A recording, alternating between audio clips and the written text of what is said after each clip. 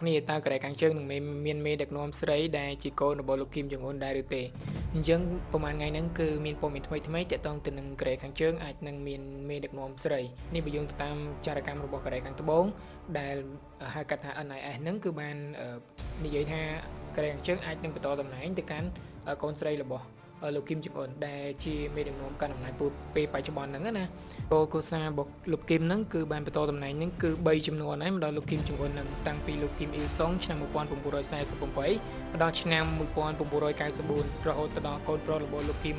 អ៊ីលសុងហ្នឹងគឺគីមចុងអ៊ីលឆ្នាំ1994រហូតទៅដល់2011អញ្ចឹងបន្ទាប់ពី2011មកដល់ពេលបច្ចុប្បន្នហ្នឹងគឺយើងកំពុងតែដឹងស្រាប់សពថ្ងៃហ្នឹងគឺលោកគីមជុងអ៊ុនហ្នឹងហើយអញ្ចឹងគាត់មានកូនស្រីម្នាក់ទៀតគឺគីមជុងអេអ្នកនរគ្នាអញ្ចឹងគាត់នឹងអាចផ្ទេរតំណែងឬក៏អំណាចរបស់គាត់នឹងទៅកាន់កូនស្រីរបស់គាត់ក្នុងពេលឆាប់ៗក៏ថាបានដែរដោយសារតែកូនស្រីរបស់គាត់ក៏ចាប់ផ្ដើមពេញវ័យហើយជាពិសេសហ្នឹងគឺគាត់បាននាំកូនស្រីរបស់គាត់ទៅទីសាធារណៈជាច្រើនដែលជាការបង្ហាញមុខជាពិសេសហ្នឹងនៅកន្លែងអាវុធ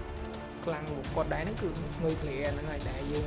ពិភពលោកយើងកំពុងតែខ្លាចអញ្ចឹងតើកូរ៉េខាងជើងអាចនឹងមានមេដឹកនាំស្រីដែលឡើងកាន់អំណាចឬក៏យ៉ាងណាដែរអ្នកនរគ្នា